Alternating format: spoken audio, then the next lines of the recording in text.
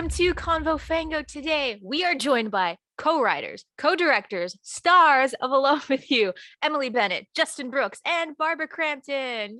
Yay! I like that little. Thank you. Thank you. It's great to see you guys. Welcome. You too. Yeah.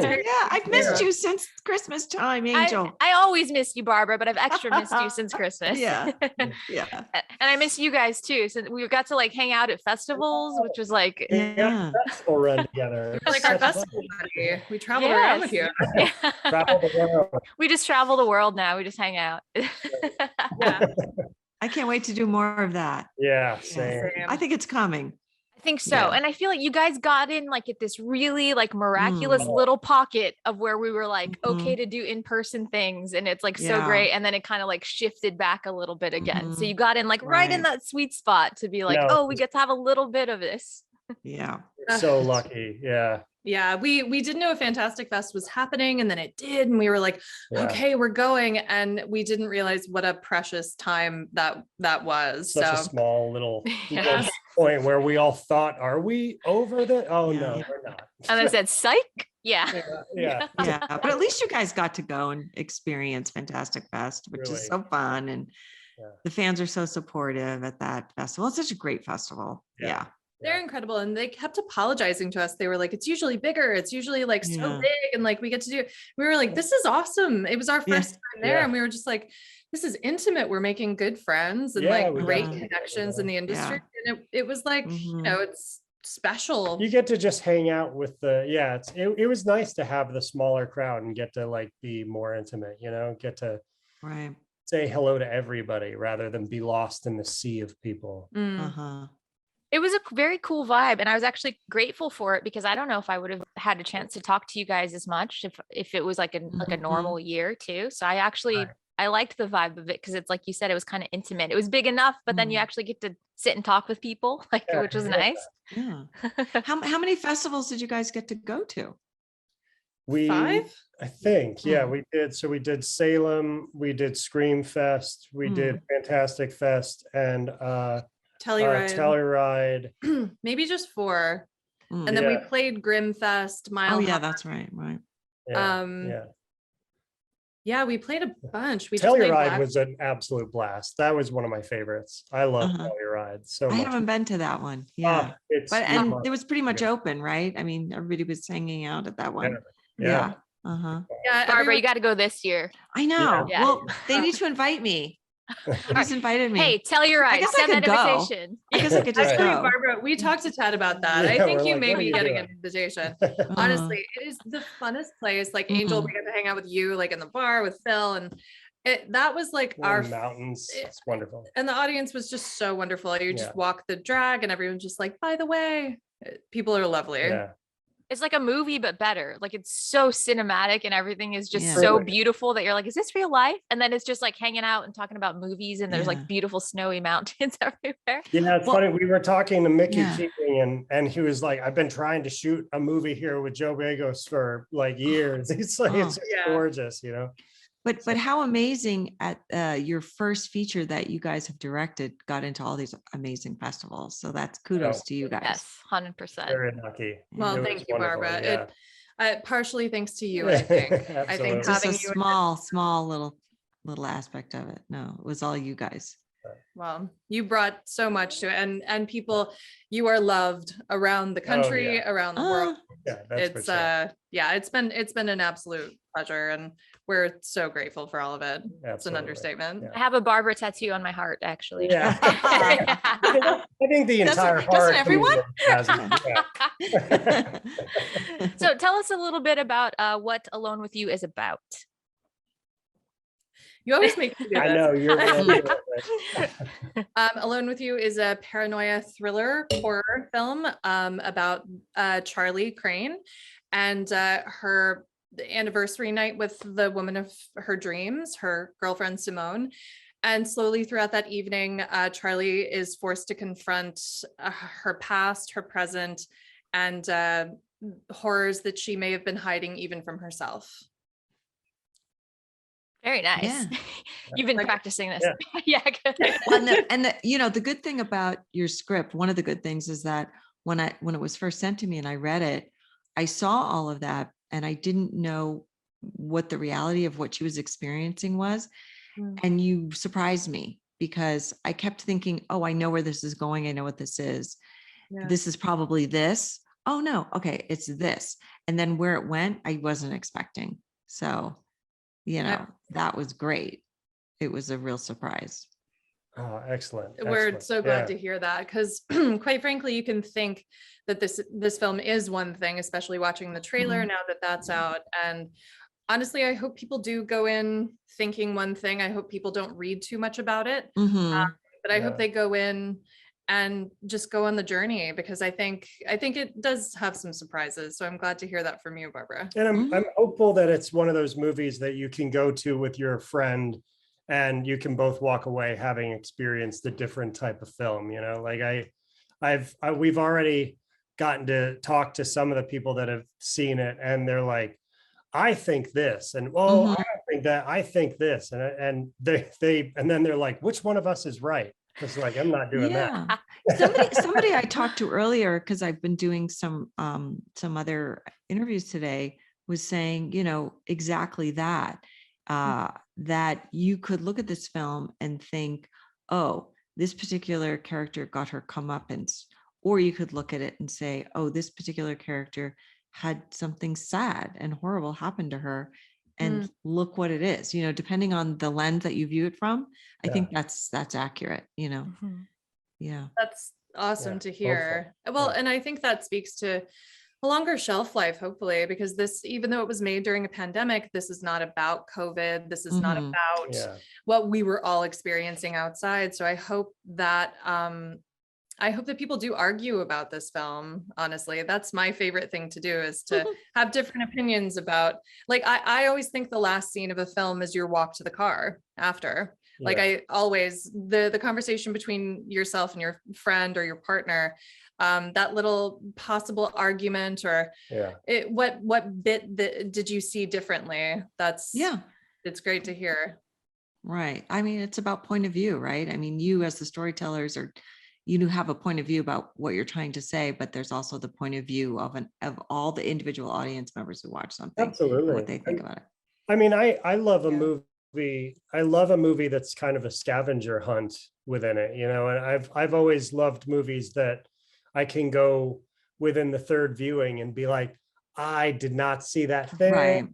That's super fun for me. And when we were creating it, that was definitely important, that we created something that hopefully has some rewatch value, and people can go back and find even different stories along the way. And so. I can vouch for the rewatch value on this, because even like watching it for the second time and knowing where it was going, because like Barbara said, you're like, okay, I think maybe it's this. Oh no, it's not that. Okay, maybe it's this. And you're kind of like, especially for genre films, like, I think I have an idea of what this is. And I'm like, oh no, I'm wrong about that. We're aficionados, right, Angel? We can guess these things. Exactly. And then it caught me by surprise. So, which is so refreshing and fun, because I'm like, I love to be surprised, and it's hard to do that now, only because it's like I consume so much of it. But on the second watching, I was like, oh, okay, like now I know where this is going, and there's little things here and there that I'm like, I didn't catch that before.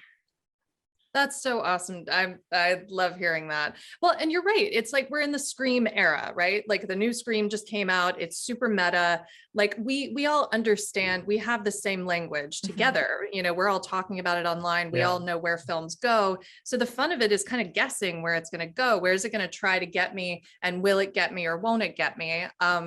And we like knowing, because obviously we're horror fans, so we know the language as well. We understand that we're not we went into the film being like, it wasn't super important for us to pull the wool over your eyes. That we thought, a horror community is a smart film, a smart viewer. What was most important for us is, even if you know where we're headed, let's make sure we have fun getting there. Like really play with the ride. Yeah. And I mean, Angel, just let's talk about this, how these guys are new filmmakers. And they made it scary. Yeah. You know, and it was really shot well, Justin. You Oh, know, thank you did some cool things you with the did some of camera. that. I did some of that That's right. because Justin sent me a camera through the mail, and he said, "Okay, Barbara, you're going to be the cinematographer, you're going to be the makeup artist, and the lighting designer. What do you think?" You nailed it. And it was, remember that one time I forgot to turn the We're not going to talk about sound on. I forgot to plug in the right thing. We've all done it at least once. It's okay. Yeah, but I mean, I think you guys really, I'm proud to be a part of this film because I think you really achieved something amazing and wonderful and great. And you just poured so much of yourselves into it, and your energy and your passion, your love. And really, you know, I feel like you guys came out of nowhere. Like, and now it feels like you've always been here. Like, and, you know, because there was such a command to everything that you guys did, Emily, with your performance, and Justin with your camera work and everything. I just felt like it was assured. It felt assured. So, you know, that was a surprise to me. I'm honored that I'm in the movie with you guys. So we're absolutely honored to have Barbara, you I'm tattooing that on my arm. I'm going to look at it every day. Thank you so much for saying that. And I mean, we have been here. We've been, you know, refining both of our skills as directors, as an actor, as a cinematographer. But, you know, and this wasn't supposed to be our first film. We have one waiting in the wings. We have other projects like waiting. And, you know, the pandemic took us all by surprise, but we were not going to sit down. We weren't going to be still, we needed to make something. And this surprised us too, but we couldn't be prouder of this film. And we just look forward to, we're so grateful to the horror community for welcoming us in. And I think a lot of what we were able to do with this, largely thanks to a pandemic, in all honesty, is we were able to give this the time it needed, because it's an indie film, it's a small film, and so what we knew is we really needed to really think about this, be clear about what story we wanted to tell, and everything has so much thought and care, and largely in part very much to Barbara's involvement. I mean, not only was Barbara kind enough to be a part of our first feature, which is just like, I mean, as a horror fan, blown away, you know, and but you gave such care to the character. Like, Barbara sat with us and really talked about things. We talked about what she was reading and what she felt the character needed, and that made it better. Like, we've been telling people as they ask, you know, how'd you get Barbara Crampton? Honestly, it was so refreshing to have somebody really interested in the role, meaning like you had something to say about it. You wanted to bring something to the character, and that just always makes something so much better, and it rises that character up. And very much thanks to you. Yeah, I mean, look, I appreciated working with you guys on it, and, you know, we Zoomed about it, and funny enough, we Zoomed about it, but that's what we were all doing at the time, you know, in between coming back from the grocery store and wiping off our boxes of lettuce, which is what we were doing at the time, because this was before we even knew how bad it was. This is when everybody was off the streets. Nobody was going anywhere. And if you were going anywhere, most people were getting their groceries delivered. I wasn't. I was still going to the grocery store, and I never wiped off a box of lettuce. I don't know. Inherently, I knew. I was like, I don't think that's going to stop me from getting it. I'm not going to wipe my lettuce off. Just, you know, I'm going to the store. I'm getting what I need. But you know, we really, you guys were all in from the very beginning, and were very illuminating to me about what you needed and what you wanted, and very easy to talk to and collaborative. And, you know, I just felt like we were all of the same mind, and you guys were easy to work with, and, you know, it was all good. Well, and I have to say, just as a scene partner, as a director, obviously incredible working with you, but as a scene partner, I mean, we got my coverage later, but it was just such a pleasure to actually work with you as an actor. You're so giving and dynamic. And it was just, it was a joy to have watched your career and then to enter a scene with you, or scenes with you. So that was a pleasure. Yeah.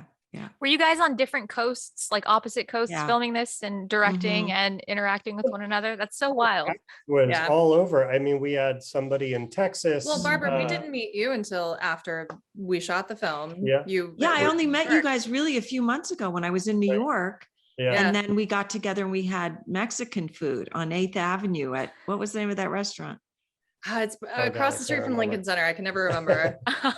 We were there with a bunch of filmmaking. That was our great, like, that was our right before the festival circuit. And that was so much fun because everybody, I mean, Ted and Jen, everybody coming out to, Ted Gagan came and joined us, and Jen Wexler. And then, and Dennis Paoli was there with us for a minute, who was the writer of Reanimator and From Beyond. Damn. And he lives in New York. So yeah, we had fun. I'm coming to New York with you next time, Barbara. I know, right? Come on, Angel, you missed out. Damn. I didn't know you guys yet. I'm sorry. I'll be for the next one. But I was in my home. I actually filmed my scenes in the home that I owned in Mill Valley, just outside San Francisco, in my little sort of home office that was off the kitchen.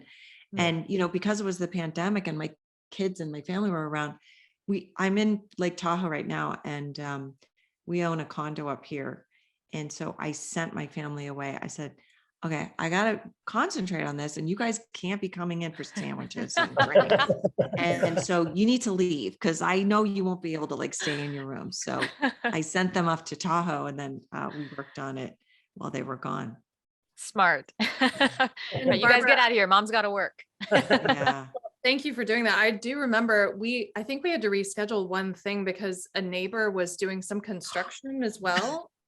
So that's right. I forgot about that. They scheduled, I don't know if it was tree trimming or something. It was tree. All of a sudden I came out like 2 days before, a day before, and I saw these signs in the street that said, "Do not park here, tree trimming on this day." And I went, but that's the day I'm filming my scene. And we were going to be on Zoom, and I knew it was going to be really loud. And so then I called you guys and I said, I mean, there's no way. We just have to reschedule. I can't fight with the tree trimming people. I mean, they have changed. Luckily, in those days, we were pretty flexible. We had a lot of time. You guys have time tomorrow to do this? Yep. And the next day, and the next day. Let me check my schedule. You know what? I think we can make it work. But it was a pleasure. I mean, we shot everything that day with you, and then BTS, stuff that will be on the DVD that's coming out as well. And it was a great day. Yeah, I'm excited for BTS. Yeah, me too. I don't even remember what I said. I remember doing the BTS, but okay. That I had a panic moment for a second there. But what about? But you were able to go to the ocean, and you also shot some scenes outside, so it wasn't all interior and on Zooms and stuff. The world opened up a little bit in the film. Yeah, it was actually it was perfect because it was down in a beach that's normally just packed, so that beach is always full because it's one of New York's few actual swimmable beaches. So it was that was and there was nobody there except for you guys. Helpful for most of our exteriors. Of course, there's story-wise, there's reasons that there shouldn't be a lot of people involved.